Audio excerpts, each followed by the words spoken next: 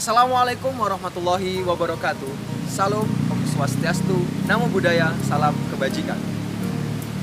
Halo teman-teman semua, di hari yang berbahagia ini kita akan bincang-bincang kecil nih seputar universitas kita tercinta, apalagi kalau bukan Universitas Negeri Yogyakarta. Universitas Negeri Yogyakarta berada di Kabupaten Sleman, tepatnya di Jalan Kolombo. Di Universitas Negeri Yogyakarta terdapat beberapa fakultas yang keren-keren nih. Yang pertama, ada Fakultas Ilmu Pendidikan. Yang kedua, ada Fakultas Matematika dan Ilmu Pengetahuan Alam. Yang ketiga, ada Fakultas Ilmu Sosial. Yang keempat, ada Fakultas Ekonomi. Yang kelima, ada Fakultas Teknik. Yang keenam, ada Fakultas Ilmu Keolahragaan. Yang ketujuh, atau yang terakhir, ada Fakultas Bahasa dan Seni. Nah, kampus Universitas Negeri Yogyakarta sampai saat ini terbagi menjadi beberapa wilayah nih. Di mana aja sih? Yang pertama, ada di Wates dan Kulon Progo, ada di Bantul, ada di Mandala, dan yang paling baru ada di Gunung Kidul.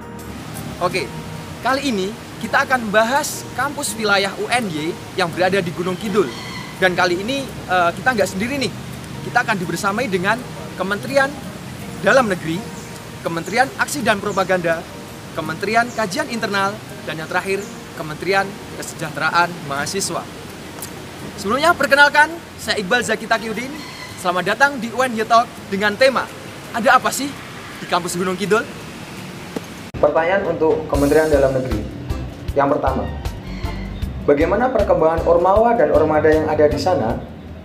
Dari informasi yang telah kami dapatkan, untuk perkembangan Ormawa dan Ormada yang ada di kampus UNY Kidul masih belum banyak perkembangan lebih lanjut. Untuk itu, dari pengurus sendiri telah menyatakan akan membentuk Ormawa dan Ormada seperti yang ada di pusat.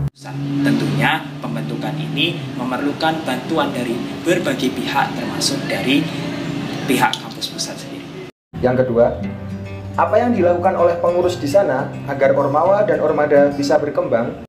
Agar Ormawa dan Ormada yang ada di kampus UNY Gunung Kidul bisa berkembang, maka pengurus pun telah membuat rancangan, yaitu dengan menggelontorkan dana sebanyak 75 juta untuk pendidikan. Nantinya 5 juta sendiri itu nanti akan diberikan kepada setiap prodinya. Lalu ada saran daripada kami, yaitu agar bisa belajar daripada kampus pusat. Seperti contohnya, yaitu di kampus UNY Kulon Progo, dengan mereka belajar selama 1 tahun. Selanjutnya, pertanyaan untuk Kesma. Yang pertama, bagaimana sarana dan prasarana yang ada di sana? Untuk sarana dan prasarana di kampus Gunung Kidul itu masih kurang dan belum maksimal. Contohnya seperti yang pertama, jalan yang sulit untuk diakses ke kampus utama karena jalanan ini masih banyak bebatuannya sehingga tidak rata.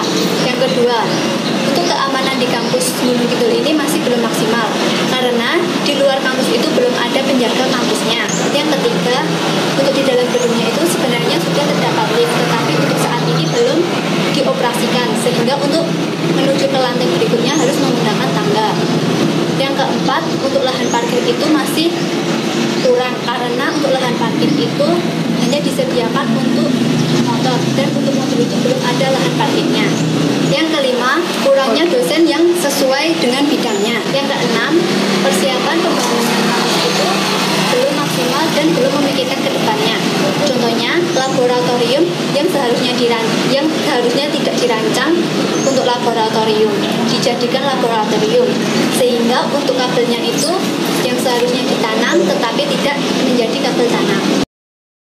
Pertanyaan kedua, lalu hal apa yang perlu diperbaiki? Yang perlu diperbaiki terdahulu adalah pengamanan kampus, karena keamanan kampus merupakan hal yang utama. Di kampus Gunung Kidul ini diusahakan ada 2 penjaga kampus di daerah gerbang dan ada 3 penjaga untuk di dalam kampus sendiri. Selain pengamanan, yang perlu diperhatikan adalah kurangnya dosen pada masing-masing bidang studi. Solusinya adalah mencarikan dosen untuk masing-masing bidang studi yang sesuai dengan bidangnya. Selanjutnya, pertanyaan untuk kajian internal. Yang pertama, bagaimana kesiapan sumber daya pengajaran yang ada di sana? Perlu diketahui teman-teman sekalian, bahwa kampus Gunung Kidul merupakan kampus baru di mana untuk memenuhi kuota dosen dan pengajarnya masih harus bersamaan dengan dosen-dosen yang ada di kampus pusat. Hal ini wajar terjadi bagi kampus-kampus wilayah lainnya. Apabila perkuliahan dilaksanakan secara online, maka pihak pengelola kampus Gunung Kidul menyatakan kesiapsediaannya. Karena mengingat sistem pembelajaran jarak jauh, di mana tidak mengharuskan antara dosen dan mahasiswa harus berkumpul dan bertemu dalam satu waktu dan juga satu tempat.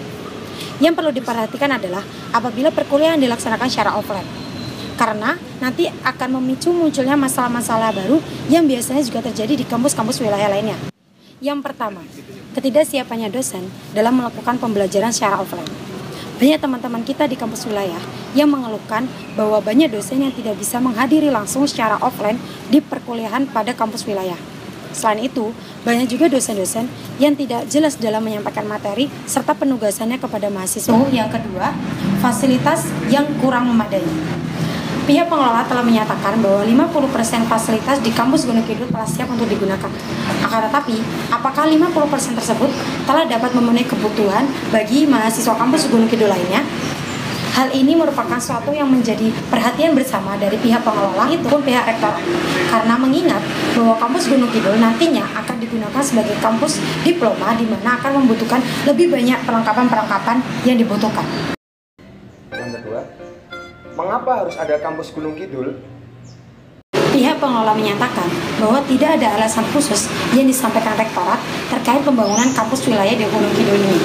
Akan tetapi, dari pihak pengelola memungkinkan alasan dibangunnya kampus wilayah di Gunung Kidul ini karena UNY yang dikenal sebagai kampus pendidikan di kota pelajar yang sebaiknya mampu menaungi seluruh wilayah di DIY khususnya.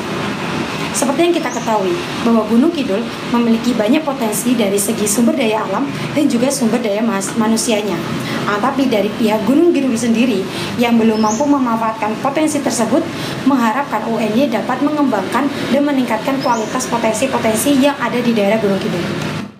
Dalam pembangunannya, terjadi kesepakatan antara pihak pemerintah daerah Gunung Kidul dengan UNY, di mana Pemda Gunung Kidul menghibahkan tanah untuk dilaksanakan pendidikan di sana dan pihak UNY memberikan kuota sebesar 50% bagi mahasiswa di Gunung Kidul itu sendiri.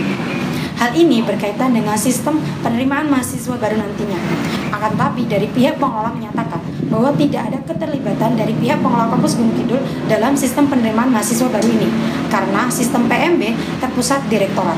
Oleh karena itu, sebaiknya dalam proses penerimaan mahasiswa baru ini pun terjadi koordinasi antara pihak pengelola kampus Gunung Kidul dengan pihak rektorat, agar pihak kampus Gunung Kidul sendiri dapat menyesuaikan dengan fasilitas dan kemampuan yang ada terhadap mahasiswa yang akan masuk nantinya.